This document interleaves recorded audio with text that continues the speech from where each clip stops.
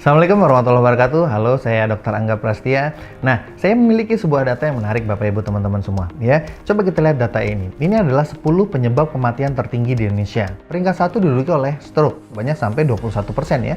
Terus peringkat kedua jantung, peringkat ketiganya adalah diabetes. Cuman satu yang bukan penyakit, yaitu apa? Kecelakaan lalu lintas. Artinya bisa kita simpulkan bahwa 9 dari 10 orang di Indonesia itu meninggalnya karena penyakit. Kalau kita punya riwayat keluarga yang sakit, misalnya diabetes ya, kakek kita atau orang tua kita diabetes, maka kecenderungannya kita pun nantinya akan kena diabetes juga. Nah, ini bukan nakut-nakutin, tapi karena memang penyakit itu salah satunya didasari oleh genetik. Nah, sekarang kita lihat data lagi. Ini adalah data dari penyakit diabetes. Usia 20 tahun sedikit sekali angka yang terkena diabetes ya. Tapi coba kita lihat angkanya di usia 45 tahun. Makin naik. 65 makin tinggi lagi. Artinya semakin usia bertambah, manusia itu kecenderungannya, kita semua, itu akan semakin sakit. Begitu juga kalau kita lihat data-data ini ya. Hipertensi, kolesterol, obesitas, bahkan kanker. Usia semakin bertambah, maka kejadian penyakitnya juga semakin tinggi. Artinya bisa dikatakan bahwa dunia kesehatan walaupun secanggih sekarang ini, itu bagus sekali, canggih sekali dalam melakukan pengobatan. Tapi bisa dikatakan gagal dalam upaya pencegahan. Kalau kita bicara pencegahan penyakit, harusnya angka grafiknya makin usia bertambah gimana? Apakah makin naik atau makin turun? Harusnya turun ya, atau bahkan minimal banget tetap deh nggak bertambah. Nah, itu baru pencegahan penyakit. Masalahnya orang Indonesia itu seringkali kalau udah sakit, udah keluhan, udah parah, baru datang ke dokter, baru datang ke rumah sakit. Jadi kalau kita punya anak-anak, cara paling gampang, cara paling pasti untuk membuat anak-anak kita nggak sakit-sakitan adalah kita cegah dari sekarang. Penyebab tubuh sakit itu ada 3, teman-teman semua. Yang pertama adalah dehidrasi atau kurang minum. Yang kedua adalah asam berlebih. Yang ketiga adalah radikal bebas. Kita akan bahas satu persatu. Ada penelitiannya, ada bukunya. Kita sudah tahu bahwa sebagian besar tubuh kita terdiri dari cairan. Salah satu buku yang dikarang oleh Dr. Dave Carpenter, judulnya Change Your Water, Change Your Life ya. Gejala-gejala umum dehidrasi itu salah satunya seperti perasaan lelah, susah BAB. Anda sering nggak BAB nggak teratur gitu ya, nggak setiap hari? Atau mungkin Anda pernah merasa nggak, Anda udah tidur rasanya cukup, tapi ketika bangun rasanya kurang segar. Nah, itu adalah tanda-tanda dari sel kita dehidrasi. Kebayang, jadi sel yang tadinya normal, sehat, lalu kalau dia lama-lama kekeringan, air itu nggak bisa masuk ke dalam sel, lama-lama rusak nggak selnya? Nah, ketika terjadi kerusakan sel ini, maka terjadi juga yang namanya penyakit. Apa solusinya agar kita nggak dehidrasi, agar sel kita nggak dehidrasi? Sebenarnya cuma satu solusinya, yaitu minum air. Ya, kita udah tahu. Masalahnya kita tuh minum sehari itu harus berapa sih yang sebenarnya? Ya, informasi yang kita dapatkan selama ini tuh minumnya tuh harus sekian gelas sehari ya. Ada yang bilang 8 gelas, ada yang bilang 10 gelas, ada yang bilang 12 gelas. Sebetulnya yang bener itu berapa? Menurut ilmu kedokteran, saya mendapatkan 2 sumber. Yang pertama, 42,9 ml dikali kilogram berat badan kita, itu dari WHO. Yang kedua, 45 ml dikali berat badan kita, itu dari Medicine and Science and Sport and Exercise. Jadi menghitungnya sebetulnya gampang aja. Anda ingat-ingat aja, Indonesia merdeka tahun berapa?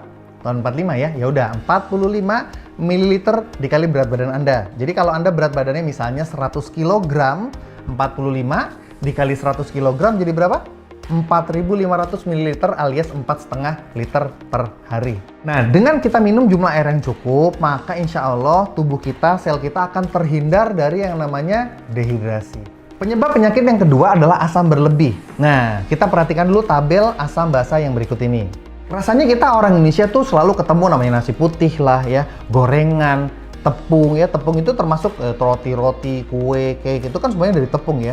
Terus belum lagi yang manis-manis seperti gula gitu ya. Nah, ini tuh semua sifatnya asam. Bukan rasanya di lidah loh ya. Saya nggak bilang rasa di lidah, tapi sifatnya itu akan mengasamkan tubuh. Lalu makanan-makanan jenis yang netral seperti beras merah, telur, ya, susu, itu sifatnya netral. Dan makanan yang sifatnya alkaline atau basa itu termasuk buah-buahan dan sayur-sayuran. Hampir semua buah-buahan, sayur-sayuran sifatnya basa. Mungkin ada beberapa buah yang sifatnya asam seperti jeruk nipis gitu ya, jeruk lemon gitu ya. Tapi itu cuma asam di lidah, ketika dia masuk di tubuh, diserap tubuh, itu akan membasahkan pH tubuh. Emangnya kenapa dengan makanan yang asam? Kalau kita terlalu banyak mengkonsumsi makanan yang asam, seperti kata para ahli berikut ini. Yang pertama, Dr. Otto Heinrich Warburg. Dr. Otto ini adalah peraih Nobel Kesehatan tahun 1931. Beliau bilang, apa penyebab utama dari kanker? Penyebab utama dari kanker itu karena kondisi tubuh yang beralih dari metabolisme yang normal menjadi metabolisme yang menghasilkan asam. Dan semakin tubuh bertambah asam, semakin kankernya bertambah parah. Semakin kanker bertambah parah, semakin tubuhnya bertambah asam. Maka kata Dr. Helmut Givlas dikatakan bahwa jagalah tubuh Anda tetap basah, jangan sampai asam. pH tubuh yang normal by the way adalah 7,365. Gampang kok ngafalinnya. 1 tahun ada berapa hari? 365 hari. Ya udah, itu pH tubuh 7,365. Dan karena kondisi asam berlebih di tubuh kita menyebabkan berbagai macam jenis penyakit, maka bagaimana solusinya supaya kita bisa cegah supaya tubuh kita nggak sakit, tubuh keluarga kita nggak sakit, tubuh anak-anak kita nggak sakit? Ada 2 solusinya. Yang pertama, kita ganti pola makan kita. Kita hanya makan makanan yang basah aja deh, yang alkaline aja. Jadi kita hanya makan buah-buahan sama sayur-sayuran, atau gampangnya kita berubah menjadi vegetarian. Siap nggak nih jadi vegetarian? Kalau susah, seperti saya itu masih doyan makan pecel lele gitu ya, soto Betawi gitu ya. Sepertinya susah gitu untuk menjadi basah gitu tubuh kita. Kalau kita nggak bisa ganti pola makannya, kita pakai solusi yang kedua. Mengganti air minum kita menjadi air minum yang sifatnya alkaline atau basah.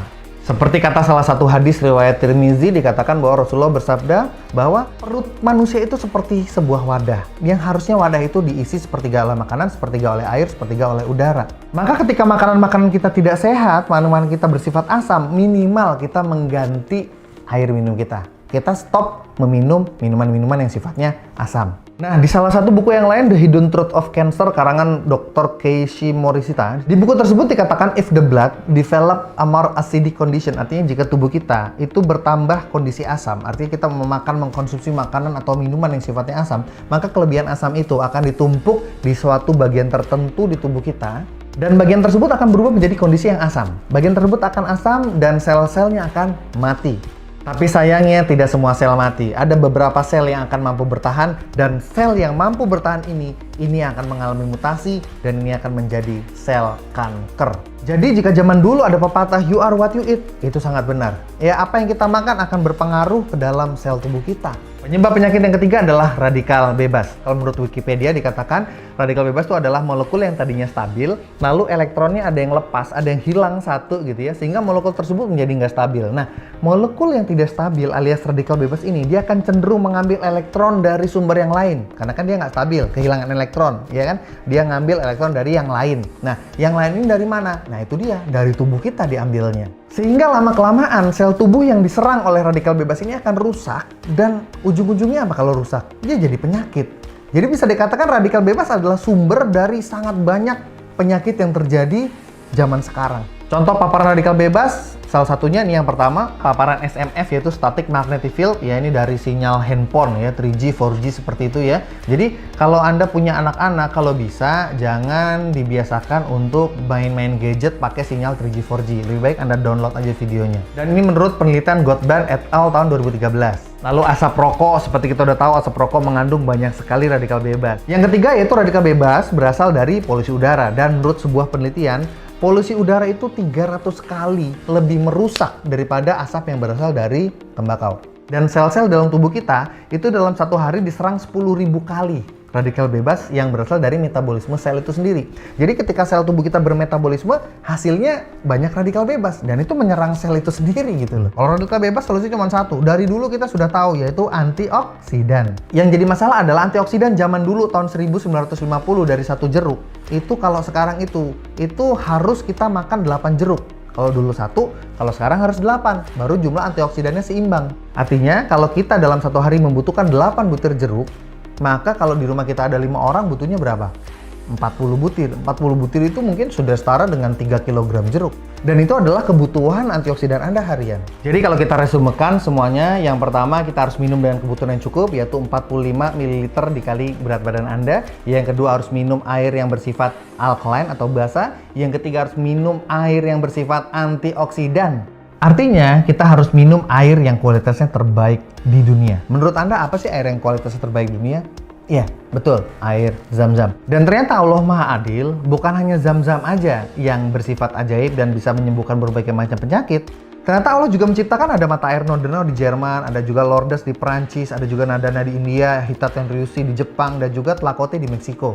Yang mata air ini ternyata memiliki khasiat terhadap penyembuhan berbagai macam penyakit. Nah, Anda buka PubMed. PubMed adalah pusat jurnal ilmiah internasional paling lengkap dan paling banyak seluruh dunia. Sekarang sudah lebih dari 30 juta jurnal internasional yang ada di sana. Dan kalau Anda ketik penelitian tentang Zam-Zam, itu akan keluar banyak sekali penelitian tentang air Zam-Zam. Ini adalah salah satu penelitian tentang air Zam-Zam yang ada di PubMed. Di sini kita bisa lihat ada karakteristik tentang air Zam-Zam. Dan salah satu hasil penelitiannya adalah air Zam-Zam ternyata pH-nya adalah basa. Dan ditemukan bahwa air Zam-Zam ternyata bersifat basa dengan pH rata-rata 8. Masih ingat pH normal? pH normal adalah 7, Zam-Zam 8. Dan para ahli sudah banyak yang menulis tentang khasiat air alkali. Salah satunya Dr. Theodore Barodi. Beliau berkata apa?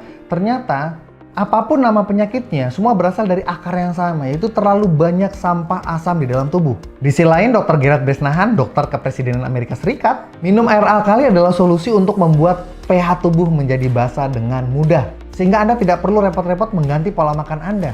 Di PubMed sendiri, kalau Anda search ketik keyword alkaline water, itu akan keluar lebih dari 300 penelitian yang sudah membahas tentang khasiat dari air yang bersifat basa atau air alkaline ini.